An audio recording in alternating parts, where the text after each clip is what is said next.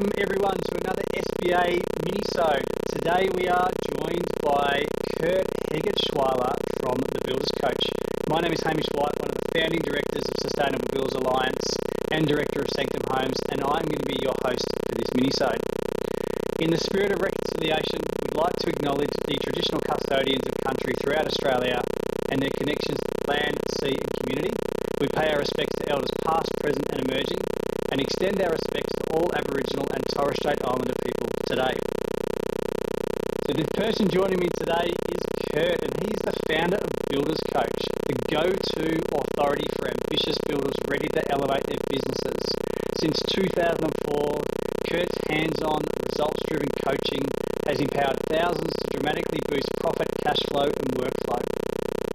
Kurt's exclusive one-on-one programs fuse proven business strategies with elite leadership and peak performance mindset training, guiding builders to unlock confidence, sharpen skills, and lead with vision. On a mission to raise industry standards, Kurt is revolutionising the building sector through cutting-edge business education, best practice systems, and transformative transformative personal growth. He's shown that becoming $1 million builder isn't just a dream, it's a proven path for those willing to do the work. Now, I'm proud to say that the Builders Coach is also one of SBA's platinum sponsors and is actually sponsoring this minisode today. If you'd like to know more about Builders Coach, you can get in touch with Kurt via email. Kurt, I hope you don't mind me putting your email out there for people to harass you. And it is Kurt, K-U-R-T, @builderscoach.com.au. Kurt, did you want to throw in a phone number there, or are you happy for everyone to go to email? Email's perfect. I'll respond personally to anyone that contacts through, because you give them my personal email address there, yeah. Sorry. No, that's sorry. fine. Hey, there's a reason I sponsor you guys. I believe in the space. I love what you're doing. So yeah, if you've got any questions or anything that we talk about, if anyone wants, some of the documentation or anything, I'm happy to share. Just here to help. Yeah. Awesome. Cool. Now, I'm going to have to do a bit of a disclaimer here. So all content provided by Sustainable Builders Alliance should be used as general guidance and for reference purposes only. Always seek independent advice and, if required, verification no matter the circumstances, including but not limited to instances where loss or damage may occur. No account has been or will be taken into consideration for specific circumstances. No content should be relied on in that way. Views and opinions are solely personal and that of the person at the time of publication and may not reflect the views and opinions of Sustainable Builders Alliance. Sustainable Builders Alliance makes every effort to ensure content is accurate at the time of release of publication. Sustainable Builders Alliance accepts no responsibility for any content that may become inaccurate over time. Bit of a mouthful. Today's mini-sode is all about ECI. Now, I'm going to throw to Kurt to explain what that actually means. So over to you, Kurt. All right, so ECI, or Early Contractor Involvement, also known as Early Builder Involvement, okay? From my perspective, and I've been, for anyone that doesn't know me, been coaching builders, residential builders, mainly custom home builders, renovators for 20 years, since 2004. And I'm the guy that first started talking about charging for quotes. And it's not so much about getting paid for your time as it is about getting an accurate quote, because as we know, it's very difficult to do an accurate quote, especially during these times. But early ECI, or early builder involvement, is a builder getting involved early during the pre-construction phase, which is the most important part of the build process. And by doing so, giving someone real-time feedback on pricing through a collaboration with the architect, the client, and ideally a quality estimator as well. So essentially what they do is run through a budget-led design, which ensures accuracy of the numbers and eliminates or prevents price shock, which is a major issue at the moment. So this is the new frontier. I envisage every builder specializing in a certain niche, whether it's renovations, custom homes, passive house, whatever it is, and then again leading a collaboration through ECI to prevent clients from being a statistic and just getting the numbers right, man. That's such a powerful thing. And I couldn't agree more. We've been doing like our version of the ECI for, I would say, about 6 years now. And I know at the beginning when, I remember it was Jesse from GLux, actually one of the other directors of Sustainable Builders Alliance, said, "Oh man, you got to charge." And I think at the time I charged like $1,500, and I thought that was an absolute game changer. And it's funny, I feel as soon as you make the relationship with your clients transactional, there's an expectation from both sides. Now, it could be $1,500, it could be $20,000, like, whatever works for you as a business, in my opinion. But as soon as that relationship is transactional, there's an expectation that you are delivering something of value. And I think that change in relationship is super important.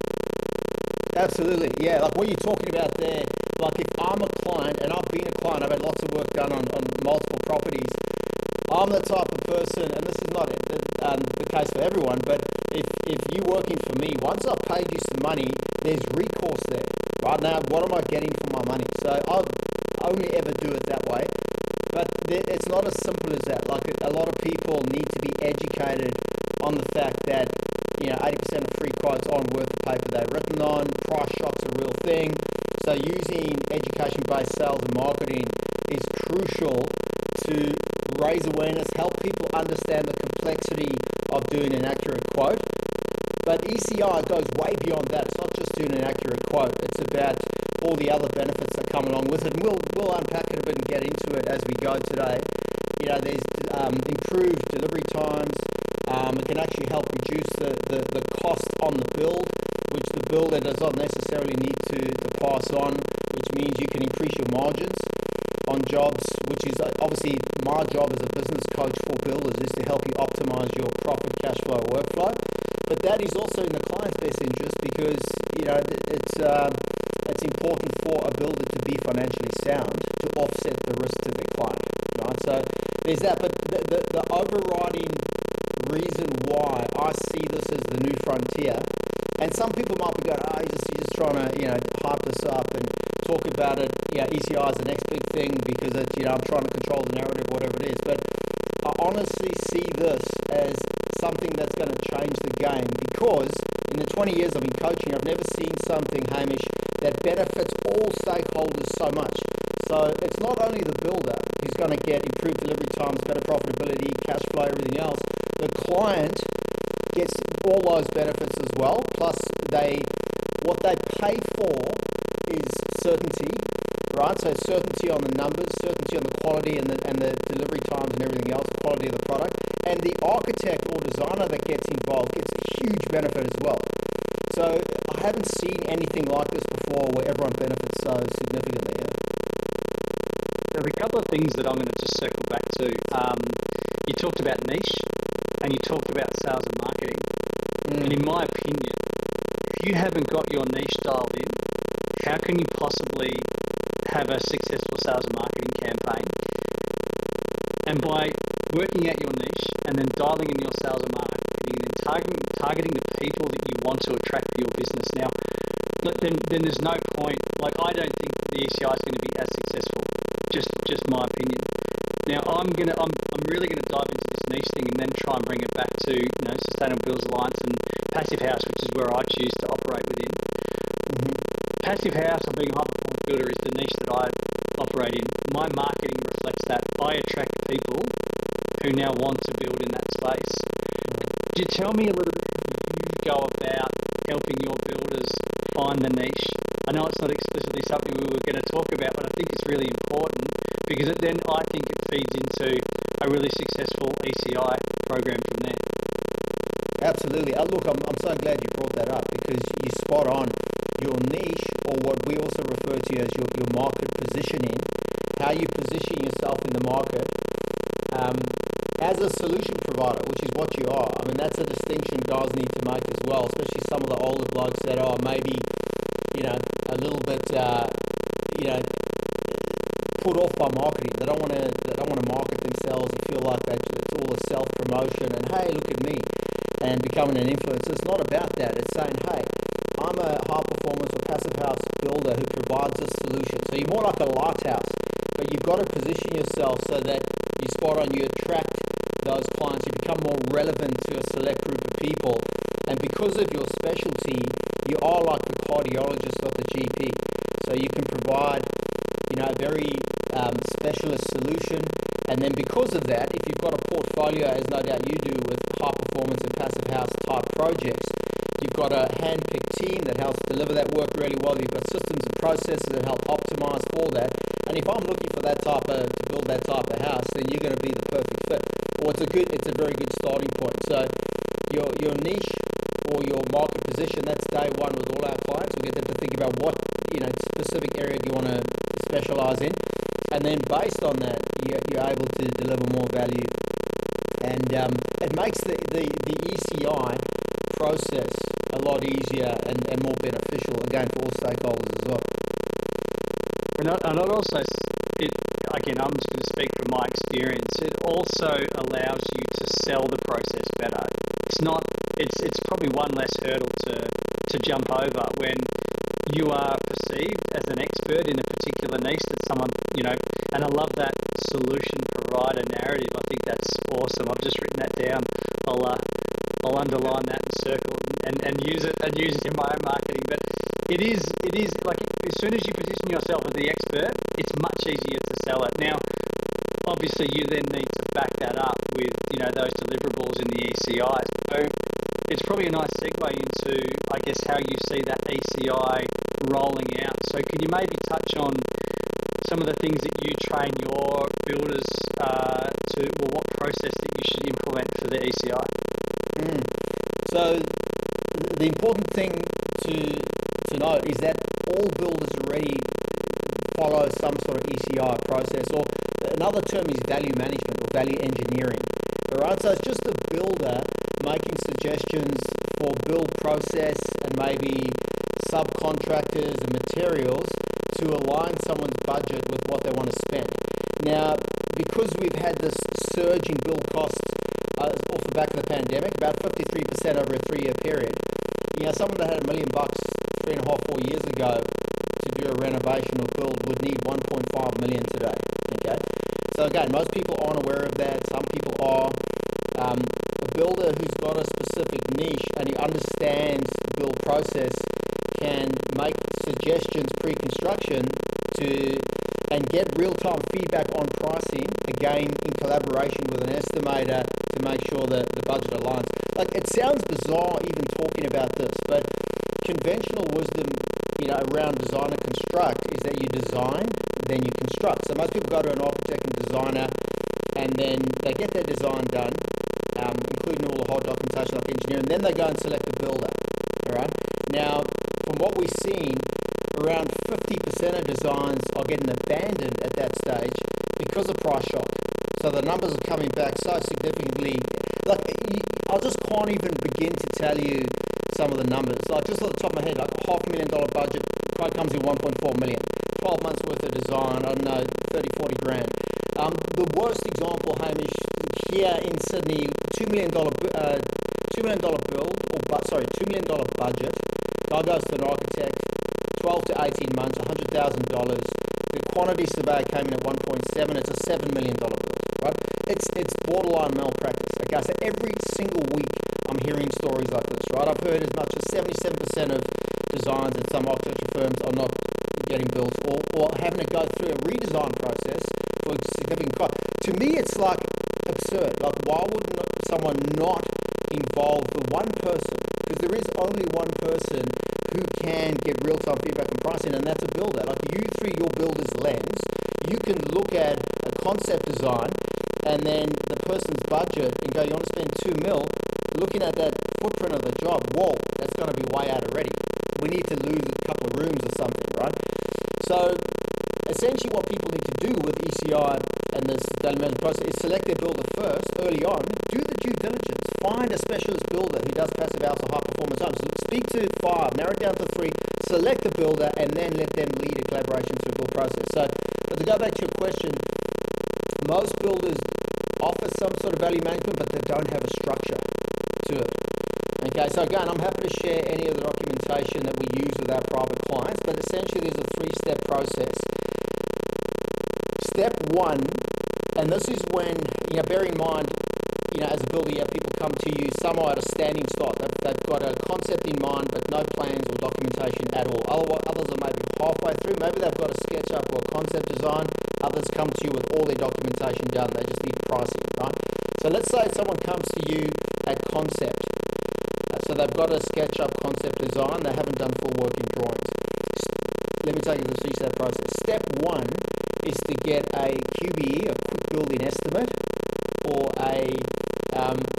using a tool that can give you a quick turnaround ballpark figure on costings, but is 80 to 90% accurate. Do you use something like that? Because there's various tools out there. Some guys just do it in-house. Good. Yeah, so I mean, I'm just going to be cautious and just tell everybody that this is from Sanctum Homes' point of view. We do that. So we use ProCalc, but we've been able to fine tune that particular tool to, and we've gone through and run it through multiple past projects to try and find out what are the mechanisms within that system that we can then tick and tweak to make sure that when we're presenting something to the client, it's a realistic number and it's something we can turn around really quickly. Yeah, so that's an Australian-based solution. I know there could be some guys listening overseas. Find an estimator who knows what they're doing. There's different software products. There's different companies that offer a quick, ballpark figure solution. The best way to test them is to run one of your past projects through their system. Like if someone in Australia was going to use ProCalc, just get a quote, a job you've already completed, you know the numbers, and run it through and see what comes back. So that's step one. So normally that happens within 2 to 3 days, and I don't know what you charge, but our guys charge maybe $500, $800. So less than $1,000 for that. And hang on, between $500 to $800. Yep. Okay, perfect. And then what happens there? And you tell me, like when that number comes back, there's a percentage of people that experience price shock and it blows them out the water. They go, oh my God, that's way beyond what we expected or can afford. And they leave grateful though that they've spent $500 to $800 to get that information and haven't gone through 18 months of design process and spent $100,000. Then they find out they can't afford it, right? So from your perspective as a builder, if someone ejects at that point 3 days in, how much time has that saved you? You know what I mean? So this is the win-win-win-win scenario. Okay, now I understand that there's some like narcissists, sociopaths, psychopaths do exist. They're rare, but they do exist. So there could be, like in that example I gave you, the Sydney architect. That's borderline malpractice. There's no way a $7 million build that the architect can't see that, right? And if I showed you the facades, like you would go, no way. Like so, no doubt there'd be some people out there that just keep invoicing and getting design work done, and maybe they're desperate and need the money, right? But I'm assuming the people listening are the good guys. So you want to help people, even if that means you've got to give them the bad news early on, right? But you need to go back to the drawing board. If the numbers come in just out of reach, like say they want to spend $1 million, but it comes in at 1.3, that's a trigger for this ECI value management process. And we've got a document that we get our builders to then share with the prospective client and say, look, because the client goes, look, I don't want to spend that much, and they go, look, we've got a value management process where we can align, what you want to spend with your budget, with the eventual price. So, I'm going to steal this little saying from Steve Bazinek, because I listened to their Unbuilt It podcast over the weekend, and he said, if you had cancer, would you not want to know that as early as possible?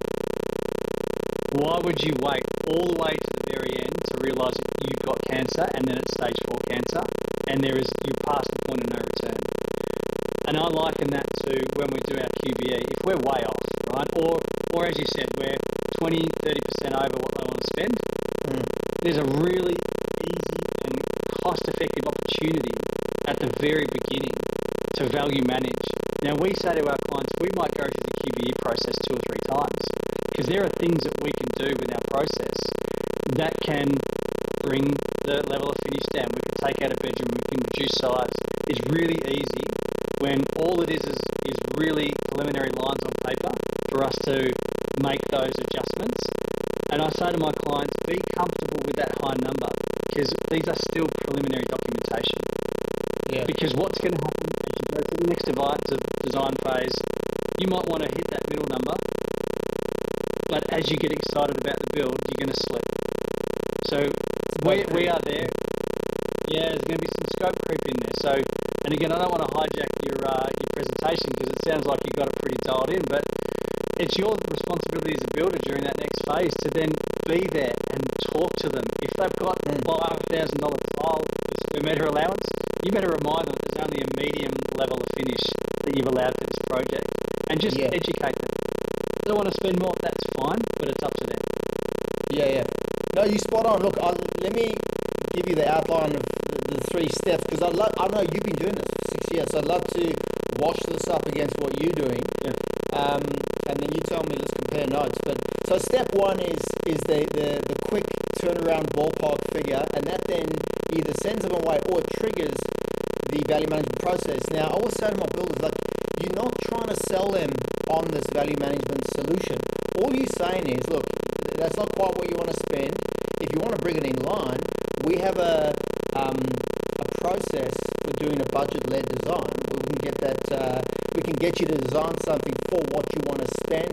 I'll send you some information that explains it. So we've got this PDF document that they send out that explains in explicit detail what the benefits of a value management process is to them, the client, and it gives them some examples of, someone that had a $2 million build, quotes come in at 3, they either got to redesign it, expand to abandon the project, and then the client absorbs that, and then they decide whether they want to proceed or not. If they want to proceed, steps 2 and 3 are that they looking at the footprint, like I said before, if it's early stage. Then it's the architectural elements like the floors, windows, door systems. Now, how can we maybe look at other options that are less costly? And then the selections and finishings on the job to get it to align. And steps 2 and 3 get packaged up. Step 1's the low cost, quick turnaround thing. Once they decide they want to enter the value management process, the package is steps 2 and 3, and the cost is between $5,000 and $12,000 for that. And then the builder then also packages up a certain number of appointments, or whether it's on site, face to face, or like this on Zoom, usually 3 meetings. And the builder's just giving their input on, again, based on them looking through the builder's lens and understanding costs as it relates to the build process, subbies, materials. And then, making their suggestions, and then the design team goes back and tweaks. Now, there's one very, very important thing that I want to mention here, Hamish, and that is that in order for this to work, the builder needs to lead the collaboration. Okay? The one overriding mistake that I see builders make is, and it's easy to make because if you've got a client that's about to spend $2 million, you often see your client as the prize. They can give that $2 million to anyone. But you as the builder, you need to lead it, and it's crucial because there is no one else. The architect can't do it, the client can't do it, a quantity surveyor can't do it, an engineer is not going to do it. The builder needs to lead them through that process, and almost like a specialist cardiologist prescribing a solution, you need to do that. And it's not selling the solution, it's just saying, look, here's the diagnosis, that's not going to fit, here's a solution, we can offer that to you, and then just see where it lands. So I'm not sure how that compares to what you guys do, So there's a mindset component to it, right? I can't help but feel that you've had a look at our process. That didn't get sent over to you before, did it? So look, I can speak from my own experience, and full disclosure to everybody here, I haven't used the Builders Coach's services before. However, I'm 100% agreeing that this is the way to go. I just want to circle back just really quickly. You're talking about the builder leading the collaboration. This is where I feel it's so important to really have your niche dialed in, because you're the expert in that niche, and that makes your collaborative led, so the builder led collaboration even more valuable because you're the expert. I know from our experience, and again I can only speak from Sanctum Home's experience, that we are experts at building high performance and passive house. We know how to read the PHPP. We know what different windows and doors and insulation thicknesses and wall build-ups and all that kind of stuff. We know how that impacts performance. We know how that impacts cost, because these are two of the things that my clients are actually looking for. It's like, well, what happens if I spend a bit more? Can I get a passive house plaque on the wall? What happens if I spend less? Or what happens if I do less? My insulation's thinner, or my windows are double glazed and not triple glazed. They want to know what impact that has on performance, and ultimately what impact that has on cost. And then that information is fed back to the client, and then the decision is up to them, whether they want to spend more or they're happy with the level of performance that we're coming back to them with. No, that's great. And it's great to give them those options on, okay, here's where it sits, and here's another option that's going to cost more, and then giving them some specificity, full disclosure, helping them see, the way forward. Where it's, and I saw this happen the other day. Last week I was speaking to a builder where he was sort of asking the client, what do you think, do you want to do this or that? And I said to him, no, you don't ask them whether they want to, do a ballpark figure and then go to full quote. Like, they need to get the ballpark figure done. You know the best way forward for them. So that's where I see guys coming unstuck, because the client's got the money, and then architects are often, they're more intellectual than most builders. They have a bigger vocabulary. They may have offices in Hong Kong, and then some builders are intimidated. Like, it doesn't matter how high and mighty the architect is and how award-winning they are in their space. They do not understand the numbers. So you are the only solution provider there. You need to step up and know your value, first of all. That's part of this leadership thing. Know that you have a lot of value as a builder, right? You can help eliminate a lot of pain, and then show people a way forward, and don't be scared to make recommendations. Like, say, this is, here's step 1, here's step 2, here's step 3, as it relates to making sure that you don't become a statistic and experience price shock, right? But within that, yes, you can go, okay, if you want to spend more, this is what it's going to look like. Yeah, just give them some clarity. Yeah, and again, I want to just circle back again to that sales and marketing. When you sell yourself on social media, when you sell yourself on whatever channels you want to market yourself on, you need to be telling your prospective clients the things that you do. If you're a passive house builder, you tell people that you're a passive house builder. How are they possibly going to find you? How are they going to know that you operate in that niche? How are they possibly going to know that you are an expert in that field unless you tell them? So that, and again, this all feeds into making this ECI, in my opinion, really valuable when you as a builder can tell people what you do, you target the right people, you attract the right people, and they're coming to you as that solution provider. Absolutely. And I find that of all the niches out there, of all the specialties in the building space, the high performance passive house is possibly one of the best for a number of reasons. It's got the brightest future. Like, if you throw it in ChatGPT, and I did this the other day, what does green technology look like in the residential building space in the next 5 years? So if it's 756 billion or something, the numbers are off the chart. Like, it's not like we're going back to just burning more coal, right? There's only going to be more green technology, in the same way there's only going to be more technology and AI in the future, not less.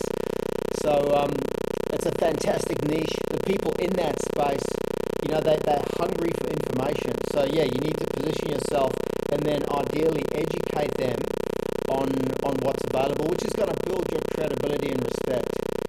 And then, but you do need to lead it. You can't look to the client and go, well, what do you want to do? You've got to show them, hey, so here's the issue, price shock, here's the solution, these are the steps I recommend, and then just see whether they lean in or not. Yeah. And you know what? That's a really nice sort of segue back to the SBA. Like, in my opinion, there is no better time and really no excuse for someone wanting to get into the space to not go out there and find the information for themselves. The resources that are available for free on the sba.com.au is next level. That didn't exist when I was, pivoting into this space in 2018, 2019. Like, the amount of mistakes that I made to try and fail forward to then get to the point that I'm at now. There's people on social media who are always educating and giving away free advice. There's YouTube channels that there's honestly no excuse. If you are a motivated tradesperson right now or a builder right now and wanting to better yourself, there is no excuse. There is no barriers for your learning at this particular point in time, in my opinion. Yeah, there's never been a better time on the planet in our history where there's been better access to quality information. So you spot on. Like once you make the decision to go into that green home, high performance, passive house space, the information you guys make available is phenomenal. And then it's easy for builders to become an authority in their area, which is great. And then people follow your lead. But shall we talk about some of the specifics around when a builder takes a client through the value management process that we just touched on, how beneficial it is in terms of how the client needs to behave. Like in order for it to work, in order for this value management process to work, you tell me if this is your experience, Hamish, the client has to be open and honest about how much they want to spend. And that's often a thing in a builder sales process. Are they sharing their budget? They have to tell you, this is how much we do or don't want, including if you go, hey, like they get excited and they want to spend more. Like, I know we've got more money. So they have to tell you, look, we don't have the money or we do. Otherwise, the value management process is not going to work. They also have to be very clear on what they do and don't want. They have to make decisions. They have to make selections. And by virtue of the meticulous decision-making and planning process that happens pre-construction, what that means is, and any builder listening will know this, the build process becomes easier. It becomes more efficient. And, you know what I mean, the quality of the product's generally going to be better. And there are enough builders following the value management and ECR process now, predominantly in Australia, New Zealand, and parts of the UK, that's sort of spearheading it, where there's data to show that build costs, and we touched on this on an off-air conversation, build costs come down by between 7 and 10%, and there's different numbers on this, and I can share, because I know you asked me to find a source for this data, and build efficiency or delivery improves by 10 to 15%. Okay, that means you can finish jobs quicker at a higher standard, and start invoicing on another job sooner, which is good for you. Obviously great for the client. And as I mentioned earlier, you don't need to pass all that margin on, which means you can optimize your profitability. And this is not about profiteering, but about you as a builder becoming financially sound, which is one of the problems in the industry, right? There's still more insolvencies and bankruptcies in our industry globally, than most others, which is a major problem. And the sad reality is the builders' clients are the ones that hold in the stick. Because, I mean, in this country, in Australia, like if something happened to you today, say you lost everything, you'd be able to get a job tomorrow earning 300 grand a year like that, right, with a tier 1 builder. There's a shortage of builders, a housing crisis, right? Like, it's not like you're not going to be able to feed your family, but someone who's renting, I know someone that was building here in Sydney, they were Airbnb-ing because they were told the renter was going to take 3 months, 10 grand a month. It took like 6 months. Fortunately, they're both C-suite, they had the money, but there's some people that don't, where they're renting like that, then the builder goes under, the job's halfway through, insurance pays out 20%, no other builder wants to touch it, and it's brutal. Like, it's devastating, right? So, I didn't mean to go down. No one wins when your builder goes bankrupt. And I've always said, there's the success of a project is when the architect's plans get built, when the client has a beautiful home, and the builder makes a profit on the project. Like, that to me is a successful project. If it doesn't hit all three of those things, it's not a successful project. Like, as a homeowner, you want your builder to make money. Like, profit is not a dirty word. Now, I wanna bring and I want to hear your experience about this. We talk a lot at Sanctum Homes about relationships, and if you think about the design, bid, build process of yesteryear, let's say that's a plus thing that we want to try and get rid of. How can you possibly have a really engaging relationship with a client when you're seeing the plans for a month? You may be having one or two conversations with the client throughout that stage. You go and sign a contract and you start building. Like if you think about the analogy, every home has to start on good foundations. It's the same with a relationship with a client. In our experience, that ECI process offers a really great opportunity for us to have a really great opportunity to build good relationships. We're testing the relationship. We're open and honest about budget from day one. Is that your experience with what you're trying to teach to your builders? Yes, you're spot on. So any relationship, think of your personal relationships, friendships, whatever, the more points of contact you have, the better it is. Because any relationship's going to have peaks and troughs. It's not only just everything's happy all the time. I think of your siblings, your parents, your friends, whatever, there's ups and downs, but the more communication you have, you can eliminate the steep peaks and troughs. It's the same with your clients, right? You want to have lots of communication. As a builder, you can't really over communicate. So the ECI process does that really well. But there's something else which I found very, very powerful. So the client, in order for the process to work, they have to be honest. They have to tell you their budget. They have to make decisions, right? It's like they have to show their cards, which is great. That's good for the relationship. If you share everything, like in any relationship, it tends to work out better. So as they go through, if you go back to the three-step process, so step one is the quick estimate, if they're at concept, and then the builder's going to look at the footprint. Okay, so how many rooms we've got, looking at what the footprint of the job. And they may go, and there's an example with one of our Melbourne builders where the builder, in collaboration with the architect, they moved the wall in on an architectural residential build by half a meter, and it reduced the cost by $150,000. So that would be almost unnoticeable when you're standing in the house, right? That half a meter.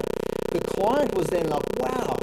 I mean, even I was like, wow, that's impressive. 150 grand that they can now allocate somewhere else or say that's a significant amount of money for anyone, right? So the client gets a bit of dopamine there. They're like, hey, shit, that's cool. Nice. And then that builder did that a dozen times through the value management process, pre-construction, before it even started. So can you imagine what that does to the relationship? But at the end, every time, the client's like, wow, this is cool. That's great. He's demonstrating expertise. He understands what's going on. Again, no one else understands the build process as it relates to the cost, the materials, and the labor as well as a builder does. So you recognize the value, demonstrate the value. That strengthens the relationship. By the time the job starts, the client's like, it's impossible for them to go, okay, we're going to go work with someone else. They can't. It's a one-horse race, all right, which also means you could optimize your profit. And you spot on, profit is not a dirty word. Like I would, as a client, having done a lot of work myself, will only ever follow this one builder tender process. Okay, like select my builder first and then go through. And I do not care if your margin is 40%, which is a 62 markup, because margin is not going to impact the cost. I've done a reno before. I've had work done before where I was told it was going to be $250,000 and take 3 months. I paid $500,000, Hamish. It took 12 months. All right. A margin from 25 to 34 is not going to impact that. Right. So what I would be paying for when going through a value management process is certainty that when you say to me, hey Kurt, this is going to be $500,000, I'm going to spend $500,000, bar any variations that I choose to make. Yep. And the other thing about that, building that really solid relationship during pre-construction, is it then allows you to have more robust conversations during the build if there are things that are unforeseen, like rock in the ground, or you find asbestos, or a product doesn't become available during the build. You've already tested that relationship back here, so you know how to have a conversation with your client that could be difficult. You know you've got through that before, and it's just part of the course from there on. In our experience with running this ECI process. Yeah, well, we've actually got it just on that with like hitting an unforeseen like rock or whatever it is. We've got a client collaboration agreement that our builders use in a pre-construction meeting and or at contract signing, where they explain how things are going to work, like access to site, variations, the variation process, the costs associated with that, handover, defects, all these different things that they know are in the contract, but most people will send the contract to a lawyer to read. If they read it, they're not going to remember those things. There's probably a dozen things that are going to come up during the contract, and explaining those to your client in layman's terms is a huge value add. And again, it builds credibility, trust, strengthens the relationship. so that when a variation comes up, they understand that there's an admin fee associated with that. They know that they're going to have to pay, for that variation, either 50% of it before it gets done, or half, or the full amount, whatever it is. And they don't feel blindsided, where a lot of builders don't say anything. It's in the contract, the client doesn't really read it, and then they get hit with these variation invoices right at the end of the project. And no wonder they feel like they've been sucker punched, right? Yeah, look, we and again, you can steal this to give your other builders. We actually have an onboarding document that gets sent out a couple of times during our ECI process, and it explains all of that stuff. And just before we sign a contract, to go that again, and we require them to sign it. So they're not just reading it; they're signing it and agreeing that they've understood, and it goes through everything that you've just said. So that's that. And again, like, these are things that we've experienced. Like, pretty much that whole document is based around all the mistakes that we've made over time, and we're just putting it into a document which then our clients can read through, understand it, PS, PC items, variations, EOTs, what does the invoice look like, how are we signing a contract, meetings on site, etc. It's all in there, so they know all about it before they even sign the contract, and then it gets appended to the contract, and it's all part of the documents that we're working off. So just to sort of recap what we're talking about here, and piecing it all together, Hamish, if I could. So there's your market positioning or your niche. So if I'm looking for a high performance, builder or something that's passive house, I come to you, great. You can show me a portfolio of work, you've got accreditation, you're part of the SBA, Sustainable Builders Alliance. I could speak to past clients. Straight away, this guy's got credibility, he's got runs on the board, great. Then you take me through an ECR process, a value management process, whatever you want to call it, that ensures that I pay for certainty. You can help align the money that I want to spend. So I want to spend $2 million. You can ensure that we get something designed for that amount, and then that's what I pay for any variations. You then have your pre-construction meeting that you go through, where you help educate me on how we're going to run the job according to the contract and what I need to be aware of as we do that. And then no doubt you communicate during the project proactively using whatever job scheduling tool or client portal or whatever it is. At the end of the job, and tell me if you do this, any of our guys that are going through this value management process for the first time, we encourage them to get feedback from the client. So obviously any client testimonial is seen as social proof, but for someone to just say, whether it's in writing or ideally in front of a video camera, just say, look, we wanted to spend this amount, and that's what we spent going through this process. The build process was amazing, the outcome was beyond expectation, that sort of thing. I'd encourage any builder to do that. Once you've done one, you can do 1,000. And again, I believe every builder will eventually position themselves as a specialist, offer a value management solution, and any client out there who doesn't follow it, has rocks in their head, sort of thing. Yeah, I agree. And like, I know an example of there was a project bouncing around between the high performance builders recently, and the architect actually wanted to go to tender, and I think it went to a dozen different builders that I know, and everyone said no, we only do the ECI process. So I feel like it's gaining traction, particularly in the space that I'm operating within. So I agree with it. And on your comment about getting feedback from the client, how can you ever possibly improve if you're not getting feedback? And in fact, we encourage, we want the dirt. Where can we improve? Like, we know we can build a great house, but what are the things that we can improve on? And those things are hard to hear at the beginning, but as you move forward and you're constantly reevaluating the way that you're approaching and getting better, like, those things become smaller and smaller and smaller. So the feedback that you get from your client is invaluable. Absolutely, yeah. But I encourage any builder listening to, obviously the first time they do this, it's getting out of their comfort zone. But again, you don't have to sell anyone on this. Just offer the value management solution to the right candidates, and then use a quick building estimate as a trigger. Once they just see how that washes up against their budget. If it's out of line with their budget, then just say, look, we've got this value management solution, and see how it lands. I had a builder do that just the other day. The client's budget was $2 million. The quick building estimate came in at 2.5. She voiced her concern. She's like, I don't want to spend 2.5, ideally 2. He said, hey, we've got a solution. He sent her the PDF. She responded, where do we sign? She then told him that she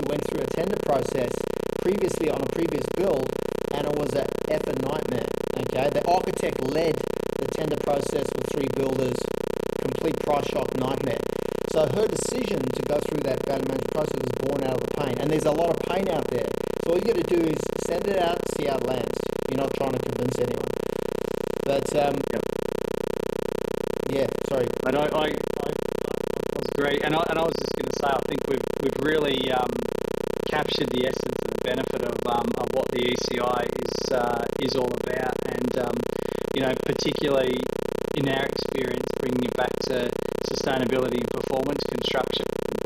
Like the ECI process is a really great way for you to optimise cost and budget, and really set yourself apart from those other builders. Kurt, we might wrap it up there, unless there's any other bits of gold nuggets that you want to sort of impart on our viewers before we go. No, I'd just like to say thanks everyone for listening. And it seems absurd even talking about this. Like it's so common sense to me. Like get a builder involved early so that you don't become a statistic. Why would you bother designing and then getting a quote? But what you're up against, if anyone does resist, is, and I looked at this just last night before jumping on this call with you, status quo bias. People will often stay in a painful situation rather than change for a better solution just because of the discomfort of change. It's a real thing if you throw that into ChatGPT. So that's what you're up against. But for me, to use an analogy just in closing, this is a bit like the wheels in the bags, right? Like aviation went mainstream in the 1950s, but we only got those wheels on our luggage in 1987. It went mainstream. All right, so people were carrying, I don't remember your dad carrying bags around at the airport, people slipping just in their back when there was a solution right there. And it's it just takes a while before it gets traction, but this will go out, yeah. 100%. Look, mate, thank you for coming on, and look, on behalf of SBA, like, massive thank you for your support. Without your support, we can't continue to do things like this and help continue to educate the industry. If you're watching this, you're obviously already